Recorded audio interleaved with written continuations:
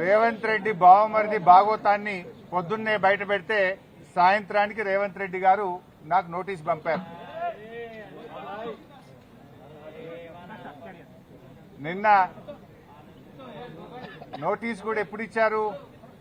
నిన్న రాత్రి దాదాపు 9 గంటల సమయంలో మా ఇంటి దగ్గర మా మెయిడ్కు నోటీస్ ఇచ్చి వెళ్లారు. నేను ఆ సమయంలో సిద్దిపేట నియోజకవర్గంలో నా ప్రజలతో వివిధ కార్యక్రమాల్లో పాల్గొన్నాను. అయితే నిన్న రాత్రి 9ంటికి నోటీస్ ఇచ్చి ఉదయాన్నే 11 గంటలకు రమ్మన్నారు. నేను హైదరాబాద్లో లేను. అయినా కూడా రాత్రే హైదరాబాద్ చేరుకొని ఈరోజు వాళ్ళు ఇచ్చిన నోటీస్ మీద మేము హాజరు కావాలని చెప్పి నిర్ణయం తీసుకున్నాం. ఎందుకంటే మాకు చట్టాన్ని గౌరవిస్తాం, న్యాయ వ్యవస్థ మీద నమ్మకం ఉంది, తప్పకుండా వెళ్తాం. మేము ఏ తప్పు కూడా చేయలేదు, అందువల్ల భయపడము. ఈ రేవంత్ రెడ్డి తాటాకు చప్పుళ్లకు బెదిరే ప్రశ్నే ఉత్పన్నం కాదు. ఎందుకంటే ఇలా రేవంత్ రెడ్డి మాకు తెలుసు, నిన్న ఆయన బావమర్ది భాగవతాన్ని పొద్దున బయట పెడితే సాయంత్రానికి నోటీస్ పంపిండు. ఆ భాగవతం మీద కనీసం ఒక్క మంత్రి గాని ప్రభుత్వం నుంచి స్పందన కూడా లేదు. ఎందుకంటే మేము అన్ని ఆధారాలతో నిజాలు బయట పెట్టినాం కనుకనే ఆ సమాధానం లేక డైవర్షన్ టాక్టిక్స్ కోసం ఈ నోటీస్ పంపిండని అర్థమైతా ఉంది. నిన్ననే చెప్పినాం మేము, ఈ దండుపాలెం ముఠ రేవంత్ రెడ్డి కేబినెట్ ఏ రకంగా వాటాలు పంచుకోవడంలో తన్నుకుంటున్నారో అన్ని విషయాలు బయట పెట్టాం. అంటే రాబోయేటువంటి మున్సిపల్ ఎన్నికల ముందు వీళ్ళ అవినీతి బయటపడుతుందని, వీళ్ళ అవినీతి బట్టబయలైతుందని, వీళ్ళ బండారం బయటపడ్డదని ఒక డైవర్షన్ టాక్టిక్స్ కు ఇవాళ రేవంత్ రెడ్డి గారు మాకు నోటీస్ ఇచ్చారు. సరే, ఈ నోటీసులు మాకు కొత్త కాదు. తెలంగాణ ఉద్యమంలో ఆనాటి సమైక్యవాద ప్రభుత్వాలు ఎన్ని కేసులు పెట్టినా, ఎన్ని మా మీద రకరకాల ఇబ్బందులు పెట్టినా కేసీఆర్ గారి నాయకత్వంలో మేము పోరాడినటువంటి ఒక కార్యకర్తలం, ఉద్యమకారులం. ఆ గత సమైక్యవాదంలోనే అనేక సార్లు మమ్మల్ని అరెస్ట్ చేశారు, అనేక వందల కేసులు పెట్టినారు. ఆ రోజే మేము భయపడలేదు. ఇవాళ నువ్వు ఎందుకు నోటీస్ ఇచ్చినావు నాకు? మేము ఏమడిగినాం? నీ 6 గ్యారెంటీల సంగతి ఏంది అని అడిగినాం. నువ్వు బాండ్ పేపర్ మీద రాసిచ్చిన మహిళలకు మహాలక్ష్మి 2500 ఎప్పుడు ఇస్తావు అని అడుగుతా ఉన్నాం. నువ్వు అవ్వ తాతలకు 4000 పెన్షన్ ఎప్పుడు ఇస్తావు అని అడుగుతా ఉన్నాం. నీ యొక్క అక్రమాలు, నీ బొగ్గు కుంభకోణము, నీ పవర్ కుంభకోణము, నీ హిల్ టీపీ ఇండస్ట్రీస్ కుంభకోణము, నీ భూ కుంభకోణాలు అసెంబ్లీ వేదికగా, ప్రజావేదికగా ఎప్పటికప్పుడు నిన్ను ప్రశ్నిస్తా ఉన్నాం. సో నీ కుంభకోణాలు బయటపడుతున్నాయి. నీ వాటాల పంచాయతీలు స్వయంగా మంత్రులే ఒకరి మీద ఒకరు బయట పెట్టుకుంటుంటే నీ పరువు పోతుందని, నీ వాటాల విషయం ప్రజలకు అర్థమవుతుందని డైవర్షన్ కోసం ఈ నోటీసులు ఇస్తున్నావు. మాకు తెలియదా? ఇవాళ కృష్ణా నీళ్లను ఆంధ్రాకి అప్పచెప్తున్నావు. అదేవిధంగా గోదావరి నీళ్లను ఇవాళ చంద్రబాబు నాయుడు గారి ప్రభుత్వం, ఆంధ్రప్రదేశ్ ప్రభుత్వం గోదావరి నీళ్లను మళ్లించి మరి బనకచెర్లకు, నల్లమల్ల సాగర్ తీసుకుపోతుంటే నీ చేతగాని తనాన్ని ఎప్పటికప్పుడు నిలదీసింది బీఆర్ఎస్ పార్టీ, ప్రశ్నించింది బీఆర్ఎస్ పార్టీ. నీ యొక్క బండారాన్ని బయటపెట్టింది బీఆర్ఎస్ పార్టీ. సో నువ్వు అచేతనం అయిపోయినావు. నీదంతా బయటపడిపోతా ఉంది కనుక ఈ డైవర్షన్ టాక్టిక్స్ చేస్తున్నావు. మాకు తెలియదా? నువ్వు ఎన్నికలకు ఈ డ్రామాలు ఆడుతుంటావు. పంచాయతీ ఎన్నికల ముందు అప్పుడేమో మా కేటీఆర్ గారికి నోటీస్ ఇస్తావు. ఇప్పుడు మున్సిపల్ ఎన్నికలకు రేపో మాపో నోటిఫికేషన్ వస్తుంది కనుక మాకు నోటీస్ ఇస్తా ఉన్నావు. నీ సంగతి తెలియదు ఏముంది? మొన్న పంచాయతీ ఎన్నికల ముందేమో రైతు బంద్ వేసినావు. ఇప్పుడు యాసంగి పంటకు ఎందుకు రైతు బంద్ వేస్తలేవు? పంచాయతీ ఎన్నికలు లేవు. కేసీఆర్ గారు ఎప్పుడైనా డిసెంబర్ నుంచే రైతు బంద్ స్టార్ట్ చేసిండు. జనవరి అయిపోయినా రైతు బంద్ పడతలేదు. పంచాయతీ ఎన్నికల ముందేమో బతుకమ్మ చీరలు ఇచ్చినావు, మహిళలకు వడ్డీ లేని రుణం ఇచ్చినావు, రైతు బంద్ ఇచ్చినావు. ఇప్పుడు మున్సిపల్ ఎన్నికలు వచ్చినాయి, ఊర్లో నిడిచిపెట్టిండు, రైతు బంద్ ఎగ్గొట్టిండు. ఇప్పుడు ఇయాలటి నుంచి పట్టణాల్లో బతుకమ్మ చీరలు వస్తారట, ఇయాలటి నుంచి పట్టణాల్లో మహిళలకు వడ్డీ లేని రుణం ఇస్తారట. ఇగో ఇవాళ మాకు ఈ నోటీస్ ఇచ్చి మమ్మల్ని ఎంగేజ్ చేసే ప్రయత్నం. అంటే పొలిటికల్ గా బీఆర్ఎస్ పార్టీ థ్రెట్ గా ఆయన ఫీల్ అవుతా ఉన్నాడు. పంచాయతీ ఎన్నికల్లో రేవంత్ రెడ్డి అంచనాలు తప్పినాయి. 40% సర్పంచులు గెలిచి బీఆర్ఎస్ పార్టీ అద్భుతమైన విజయాన్ని సాధించింది. దాంతో ఆయనకు దిమ్మ తిరిగిపోయింది. ఈ మున్సిపల్ ఎన్నికల్లో కూడా మళ్లీ బీఆర్ఎస్ పార్టీ బలమైనటువంటి ప్రత్యర్థిగా ఉంది కనుక ఈ డ్రామాలన్నీ షురూ చేసిండు. చీరలు పంచి ఎన్నికలు వచ్చినాయి కనుక చీరలు పంచుతా, వడ్డీ లేని రుణం పంచుతా అని డ్రామాలు స్టార్ట్ చేసిండు. మాకు ఈ నోటీస్ ఇచ్చి ఫోన్ ట్యాపింగ్ కేసులో ఏదో ఉంది అనేటువంటి ఒక క్రైమ్ సినిమా సీరియల్ లెక్క నడుపుతా ఉన్నారు. 2 ఏళ్ల నుంచి డ్రామాలు ఆడుతున్నావు. ఆల్రెడీ నువ్వు గతంలో నా మీద ఫోన్ ట్యాపింగ్ కేసు పెడితే హైకోర్టు కొట్టేసింది, సుప్రీంకోర్టు కూడా కొట్టేసింది. నీ చెంప చెల్లుమనే విధంగా తీర్పు ఇచ్చింది. నువ్వు పెద్ద పెద్ద అడ్వకేట్లను, రాష్ట్ర ప్రభుత్వ డబ్బులను, కోట్లాది రూపాయల డబ్బులు ఖర్చు పెట్టి పెద్ద పెద్ద న్యాయవాదులను పెట్టినావు నా మీద. ఎంత పెద్ద న్యాయవాదులను పెట్టినా న్యాయం నా వైపు ఉంది గనక, మేం తప్పు చేయలేదు గనక, ధర్మం మా వైపు ఉంది గనక హైకోర్టులో మేము గెలిచాం. సుప్రీంకోర్టు కూడా నీ చెంప చెల్లుమనే విధంగా నువ్వు స్పెషల్ లీవ్ పిటిషన్ వేస్తే కూడా కొట్టివేసింది. న్యాయం నిలబడ్డది, ధర్మం నిలబడ్డది. అయినా నువ్వు మళ్ళీ పిలుస్తున్నావు. సుప్రీంకోర్టే కొట్టేసినాక మళ్ళీ పిలుచుడేంది డ్రామా? ఏంది డ్రామా? ఎన్ని రోజులు ఈ డ్రామా నడుపుతావు? 2 సంవత్సరాలు దాటిపోయింది.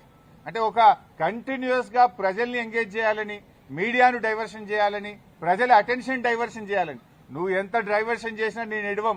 నీ బొగ్గు కుంభకోణం గురించి నిలదీస్తూనే ఉంటాం. నువ్వు ఆంధ్రాకు అమ్ముడుపోయిన విధానాన్ని నిలదీస్తూనే ఉంటాం. ఎల్టీపీ పాలసీ ఇండస్ట్రీ కుంభకోణం గురించి నిలదీస్తూనే ఉంటాం. నీ పవర్ స్కామ్ గురించి నిలదీస్తూనే ఉంటాం. నీ యొక్క అవినీతి బాగోతాలు అన్ని కూడా బయట పెడుతూనే ఉంటాం. 6 గ్యారంటీల కోసం తెలంగాణ ప్రజల పక్షాన నిన్ను ప్రశ్నిస్తూనే ఉంటాం, నిలదీస్తూనే ఉంటాం. నేను ఈరోజు బీజేపీ కిషన్ రెడ్డి గారికి కూడా ఒక లేఖ రాస్తా ఉన్నా. కిషన్ రెడ్డి గారు, మీరే కేంద్ర బొగ్గు గనుల శాఖ మంత్రి. సింగరేణిలో 49% కేంద్ర ప్రభుత్వానికి వాటా ఉంది. సింగరేణిలో జరిగిన అవినీతి కుంభకోణాల గురించి నిన్న మీడియా సాక్షిగా బయటపెట్టినా. ఈ రోజు నీకు కూడా లెటర్ రాస్తా ఉన్నా. నువ్వు ఒకవేళ రేవంత్ రెడ్డితో కుమ్మక్కు కాకపోతే వెంటనే సిబిఐ విచారణకు నువ్వు ఆదేశించాలని చెప్పి కిషన్ రెడ్డి గారిని డిమాండ్ చేస్తూ I'm writing A open letter to Kishan Reddy. Kishan Reddy గారు, నేను అన్ని ఆధారాలు ఇవ్వడానికి సిద్ధంగా ఉన్నా. రేవంత్ రెడ్డి బావుమరిదే ఈ యొక్క కుంభకోణాన్ని ఎట్లా నడిపాడు, ఎట్లా ఈ టెండర్లన్నీ రింగు చేశాడు, మరి కోల్ ఇండియాలో గాని, అదేవిధంగా వెస్టర్న్ కోల్ ఫీల్డ్స్ లో గాని, గతంలో సింగరేణిలో గాని ఎప్పుడైనా -10 నుంచి -20 టెండర్లు పోతుండే.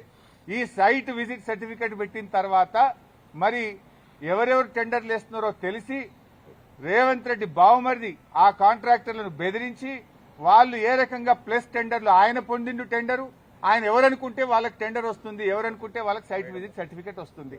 9E బ్లాక్ ఒక్కటే రద్దు చేయడం కాదు, ఈ టెండర్లు రద్దు చేయాలి. దీని మీద సిబిఐ విచారణ జరపాలని నేను నిన్న డిమాండ్ చేసిన. ఇలా వ్రాతపూర్వకంగా కూడా కిషన్ రెడ్డి గారికి I'm writing A open letter.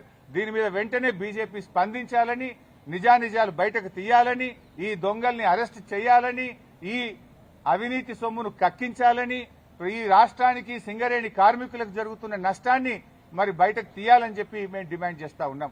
ఎందుకంటే సింగరేణి డబ్బుతో రేవంత్ రెడ్డి ఫుట్బాల్ ఆడుతున్నాడు.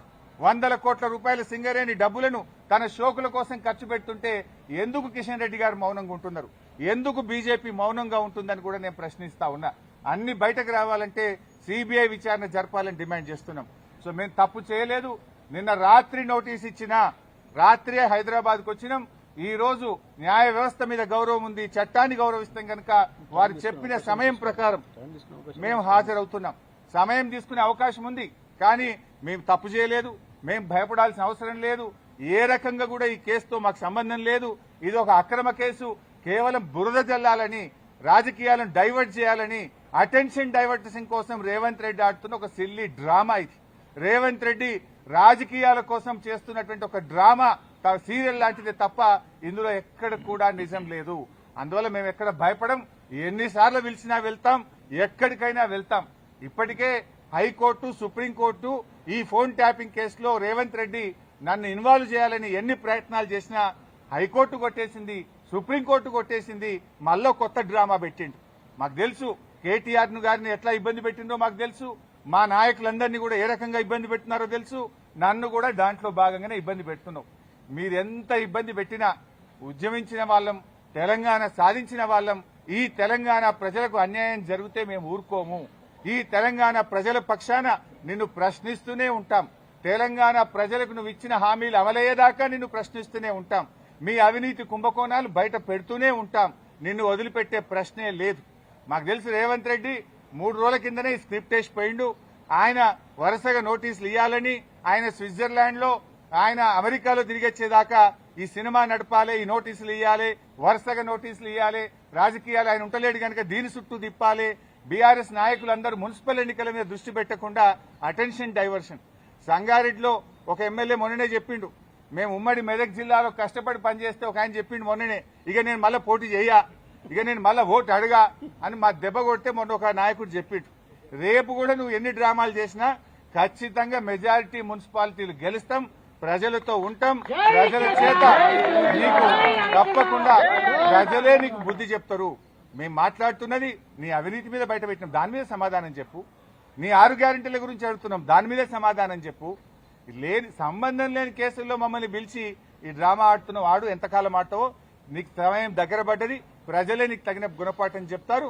తప్పకుండా మేము న్యాయపరంగా ఎలాంటి అవకాశాలు ఉన్నాయో న్యాయపరంగానే ఈ కేసును మేము ఎదుర్కొంటాం. Thank you.